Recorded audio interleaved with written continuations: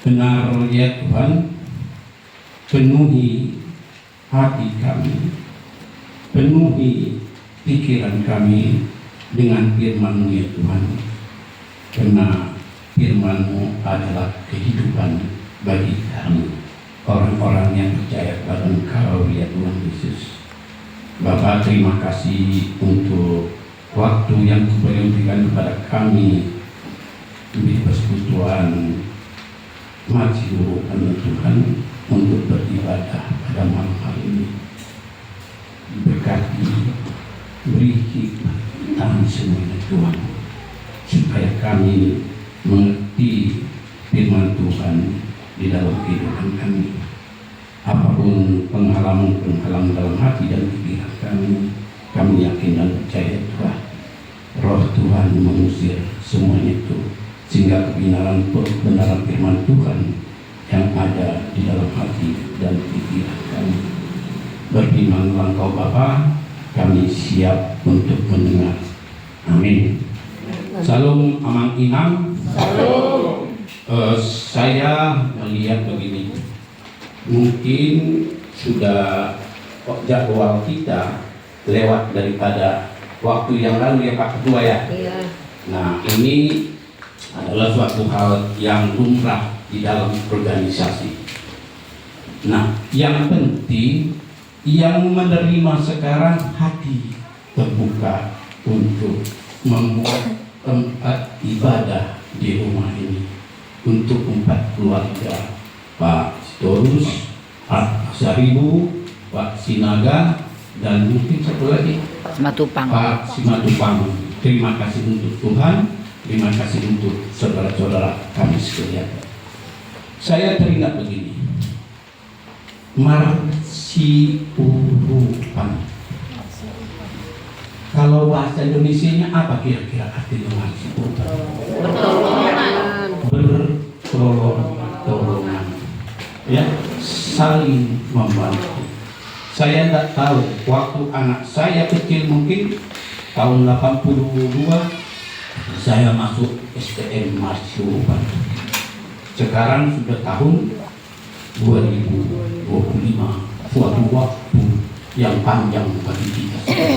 Kenapa ini terjadi? Kenapa STM Kasih Marsiurupan kita bisa berlaku sampai sekarang? Ada kuncinya. Dari sesuai dengan namanya, bertolong-tolongan itu adalah suatu hal yang diminta Tuhan pada kita. Hendaklah kamu sehati, sepikir, dan satu tujuan. Hendaklah kamu sehati, sepikir dalam satu tujuan. Inilah persekutuan STM Marsiurupan kita. Tidak ada yang merasa lebih tinggi, tidak ada yang merasa lebih rendah, semua sama di hadapan Tuhan. Kenapa ini bisa terjadi? Karena kasih dan iman kita semua yang diberi oleh anugerah Tuhan. Di mana bisa kita melihat bagaimana suatu hal yang saling bertolong-tolongan, saling bekerja sama untuk menyembuhkan fisik dan rohani seseorang.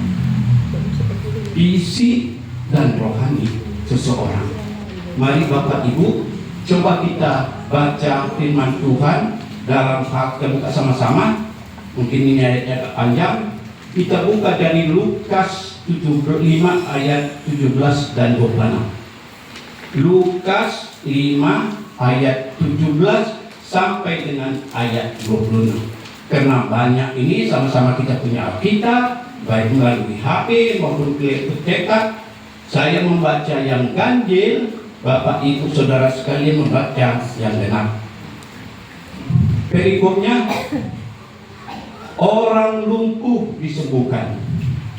Ayat paralel yang ada di Matius 9 ayat 1 sampai 8 dan di Markus ayat 21 ayat 2 ayat 1 sampai 12. Saya baca ayat 17, nanti Bapak Ibu ayat yang berikutnya kita saling bergantian. Pada suatu hari ketika Yesus mengajar, ada beberapa orang Farisi dan ahli Taurat duduk mendengarkannya. Mereka datang dari semua desa di Galilea dan Judea dan dari Yerusalem. Kuasa Tuhan menyertai dia sehingga ia dapat menyembuhkan orang sakit. Lalu datanglah beberapa orang mengusung seorang lumpuh di atas tempat tidur. Mereka berusaha membawa dia masuk dan meletakkannya di hadapan Yesus. Karena mereka tidak dapat membawanya masuk, berhubung dengan banyaknya orang di situ, naiklah mereka ke atap rumah. Lalu membongkar atap itu dan menurunkan orang itu dengan tempat tidurnya ke tengah-tengah orang banyak, tepat di depan Yesus. Ketika Yesus melihat iman mereka, berkatalah dia, "Hai saudara, dosamu sudah diampuni."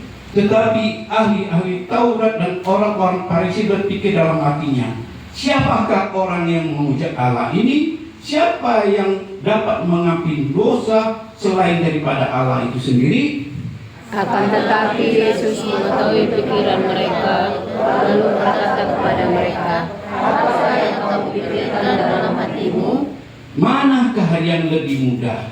Mengatakan dosamu sudah diampuni, atau mengatakan bangunlah dan berjalanlah?" Tetapi supaya kamu tahu bahwa di dunia ini Anak Manusia berkuasa mengampuni dosa, berkatalah ia kepada orang lumpuh itu, "Padamu kukatakan, bangunlah, angkatlah tempat tidurmu dan pulanglah ke rumahmu." Dan seketika itu juga bangunlah ia di depan mereka, lalu mengangkat tempat tidurnya dan pulang ke rumahnya sambil memuliakan Tuhan. Semua orang itu takjub, lalu memuliakan Allah, dan mereka sangat takut, katanya, "Hari ini kami telah menyaksikan hal-hal yang sangat menyeramkan." Amin. Itu firman Tuhan. Bercerita tentang orang yang tidak berdaya, lumpuh dan ditolong oleh teman-temannya. Di firman Tuhan tidak menyebutkan siapa, dan membawa dia ke tempat Yesus. Ada 5 atau 6, boleh saya katakan, orang di sini. Pertama, orang yang lumpuh. Kedua, sahabatnya yang membawa orang lumpuh ini ke tempat Yesus. Ketiga, orang Farisi dan imam-imam. Keempat adalah orang banyak. Dan kelima adalah Yesus sendiri. Ini kejadiannya ada di Kapernaum. Sekarang kita lihat begini. Orang yang lumpuh diangkat oleh 4 orang di tempat tidurnya. Dari tempat yang nggak tahu jauhnya, tapi dibawa. Artinya seperti tandu. Dibawa orang yang lumpuh ke tempat Tuhan Yesus. Pertanyaan bagi kita, kenapa orang yang berempat ini?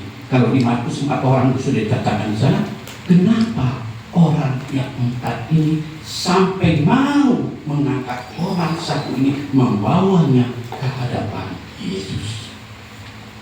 Kenapa? Bisa jadi orang yang lumpuh ini ada orang yang baik hati, sehingga tidak ditelantarkan oleh orang-orang yang lain. Bisa juga keempat orang ini adalah orang yang berbaik hati dan penuh kasih. Orang yang berbaik dan penuh kasih membawa orang yang sakit ke hadapan Tuhan. Ada yang paling istimewa. Mari Bapak Ibu, saya bacakan dulu ayat yang ke-19. Karena mereka tidak dapat membawa masuk berhubung dengan banyak orang di situ, naiklah mereka ke atap rumah, lalu membongkar atap itu dan menurunkan orang itu dengan tempat tidurnya ke tengah-tengah orang banyak, tepat di depan Yesus.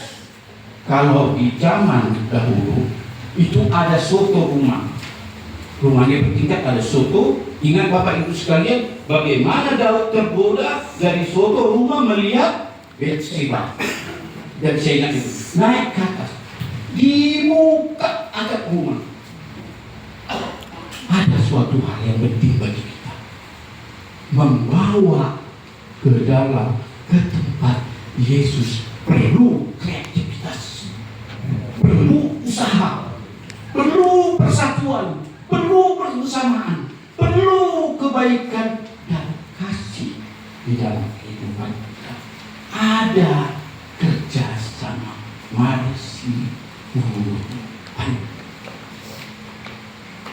firman Tuhan bisa kita lihat bagaimana di dalam firman Tuhan di perjanjian lama maupun di perjanjian baru, macam mana kerjasama itu terjadi.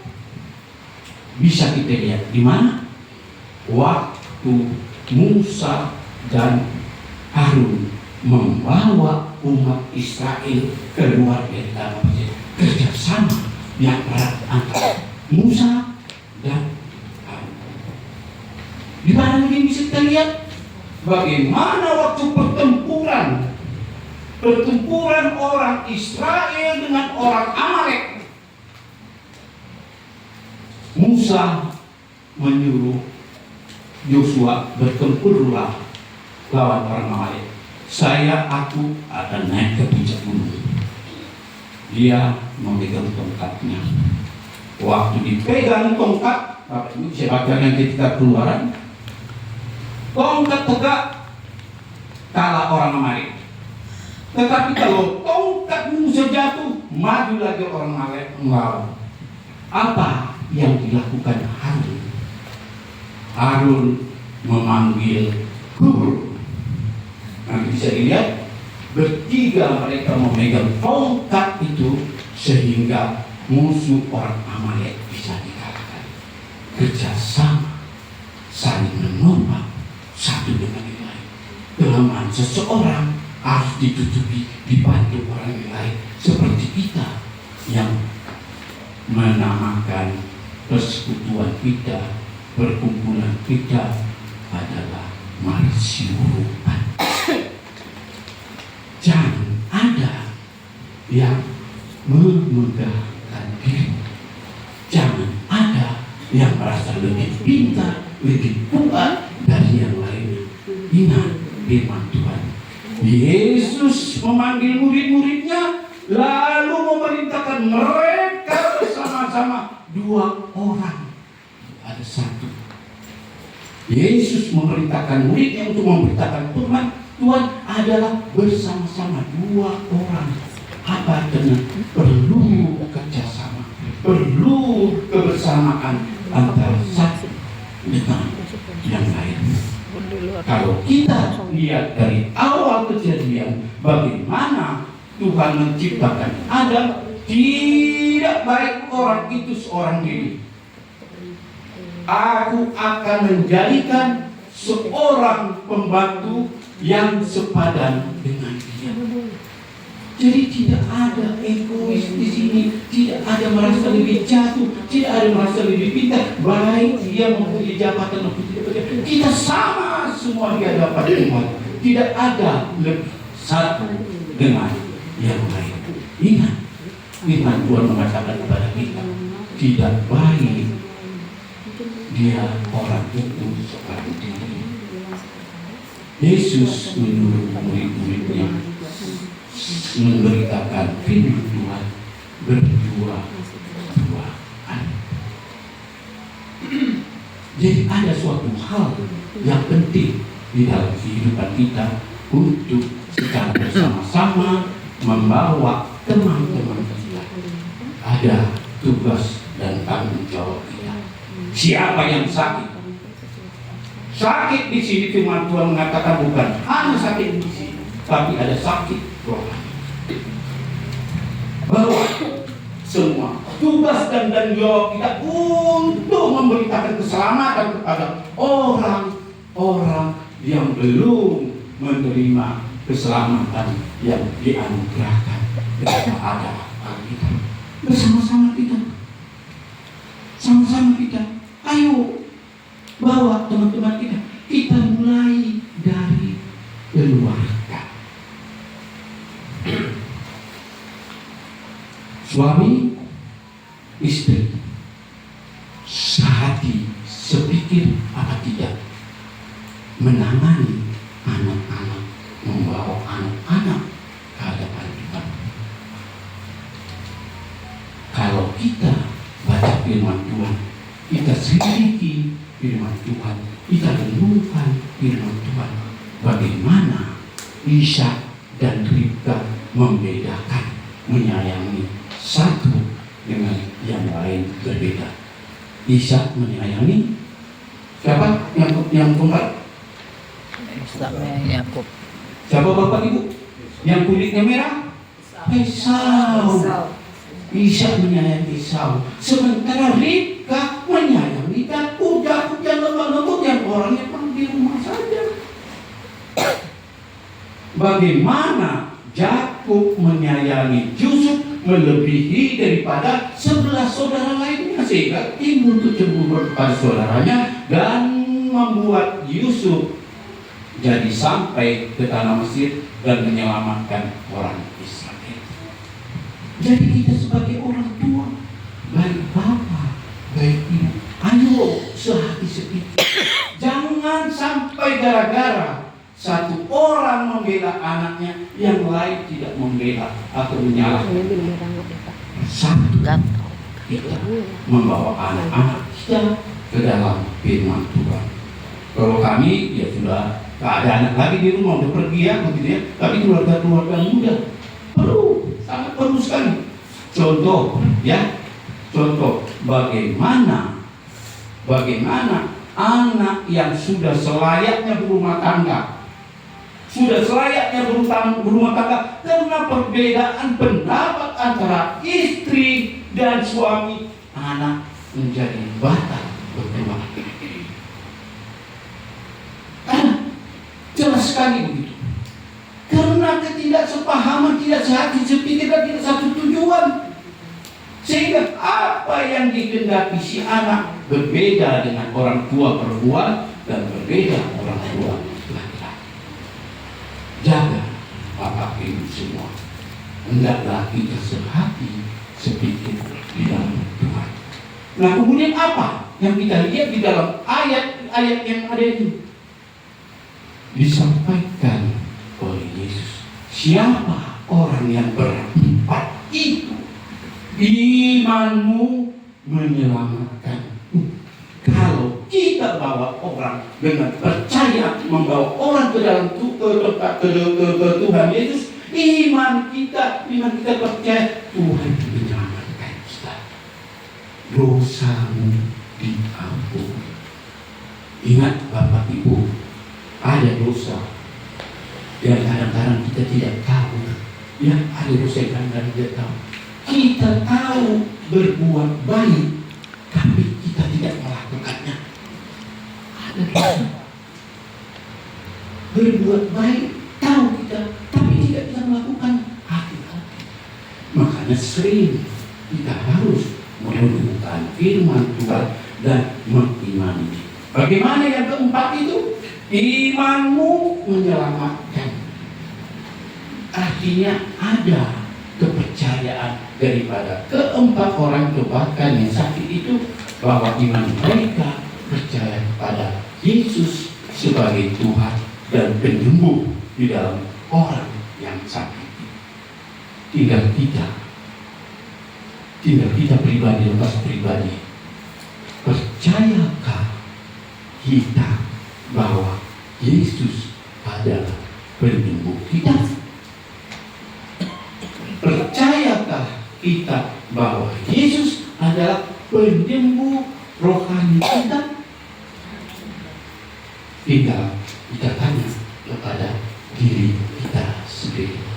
Seringkali kita berdoa, Tuhan sembuhkanlah, Tuhan sembuhkanlah, Tuhan sembuhkanlah. Apapun itu tidak ada yang tidak melibatkan Tuhan, tapi apa yang itu terjadi tidak sembuh-sembuh.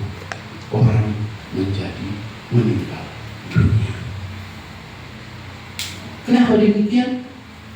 Itu memang rancangan Tuhan yang tidak bisa kita utak-atik, nggak bisa kita ganggu. Hak mutlak kalau di dalam pemberitaan hak prerogatif daripada si pemilik nyawa dan nafas kehidupan.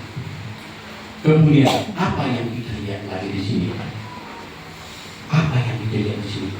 Orang Farisi berpikir dalam hatinya, kenapa dia bisa menghapus dosa? Kenapa Yesus bisa menghapus dosa? Ini pertanyaan mereka. Saya bacakan sini. Akan tetapi Yesus mengetahui pikiran mereka, lalu berkata kepada mereka, apakah yang kamu pikir dalam hati? Mana yang lebih mudah, mengatakan dosamu sudah diampuni, atau mengatakan bangun dan berjalan? Kalau dikatakan dosamu sudah diampuni, tidak kelihatan secara fisik. Dosamu sudah diampuni kata Tuhan Yesus, tidak terlihat secara fisik. Maka Yesus berkata, mana yang lebih mudah, mengatakan bangunlah, kau akan berjalan. Apa yang diterima oleh si orang ini? Sembuh, bangun, mengangkat tempat tidurnya, dan kita baca di sini apa katanya.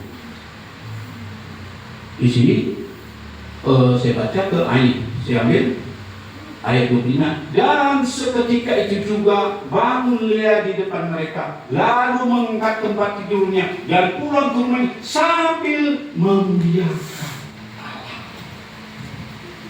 Apa yang terjadi di dalam kehidupan kita? Banyak penyakit, banyak yang tidak kita sesuai dengan keinginan kita. Tapi diminta kepada kita, sembuh atau tidak sembuh, kita harus memuliakan Allah. Ingat Bapak Ibu, kami dulu di gereja, mungkin di gereja yang lain ada tetap Sadrak, Mesak dan Abednego. Sadrak, Mesak dan Abednego, Tuhan seandainya Tuhan Allah kami dapat menyelamatkan kami, tapi pun beraja ini, kalau Allah kami tidak menyelamatkan kami tidak akan menyembah patung. Artinya apa? Bagi kita, kalaupun penyakit kita tidak sembuh, pergumulan kita belum dijawab, tapi kita tetap memuliakan Tuhan. Ini bagi kita orang yang percaya, yang mengaku bahwa Yesus adalah Tuhan dan Juru Selamat kita. Dan apa yang terakhir kita lihat di sana, banyak orang seperti dikatakan tadi, di depan pintu itu tidak bisa masuk banyak orang. Apa kata orang banyak? Saya baca ayat 26. Semua orang itu takjub lalu memuliakan Allah karena penyakit si lumpuh tadi, karena kerjasama kasih daripada 4 orang penolong tadi yang menurunkan si lumpuh dari atas roti ke bawah. Orang lain ikut memuliakan Allah. Firman Tuhan menginginkan kepada kita, melalui perbuatan kita, melalui tingkah laku kita, melalui apa perkataan kita, nama Tuhan dipermuliakan. Ingat Bapak Ibu, kita bergerak, ya, kita bergerak, kita melakukan segala sesuatu, nama Tuhan dipermuliakan oleh tingkah laku kita. Jadi kita harus percaya, bahwa iman kita, iman yang menyelamatkan, bukan karena kita melihat, tapi karena percaya. Ada hal yang penting penting bagi kita semua. Iman tanpa perbuatan adalah mati. Dan di kitab Yakobus mengatakan iman dan perbuatan bekerja sama. Melalui ini iman kita semakin sempurna. Jadi ada perbuatan-perbuatan yang kita lakukan dan iman yang kita percaya bahwa Yesus adalah Tuhan dan Juru Selamat kita, hingga apa yang kita dapatkan orang jadi memuliakan Tuhan daripada kita orang-orang yang sudah mengenal dan sudah menerima anugerah keselamatan daripada Tuhan Yesus. Amin. Mari kita berdoa. Bapa di surga, kami mengucap syukur dan terima kasih kepadamu ya Tuhan, untuk kesempatan bagi kami mendengarkan firman Tuhan. Ajar kami ya Tuhan, bukan untuk melihat tapi percaya tanpa melihat ya Tuhan. Iman percaya kami ya Tuhan, seperti keempat orang dan orang lumpuh itu ya Tuhan, mereka dosanya diampuni. Kami juga ya Tuhan, segala kesalahan kami, bahwa kami juga ada orang percaya kepadamu ya Tuhan, mengandalkan Engkau di dalam setiap aktivitas dalam kegiatan kami, di dalam setiap pergumulan kami ya Tuhan. Hanya kepadamu kami serahkan. Tolong kami ya Tuhan, supaya kami tetap berharap bersandar kepada Engkau saja ya Tuhan Yesus. Terima kasih Bapa, di dalam nama Yesus kami berdoa dan bersyukur. Amin. Amin.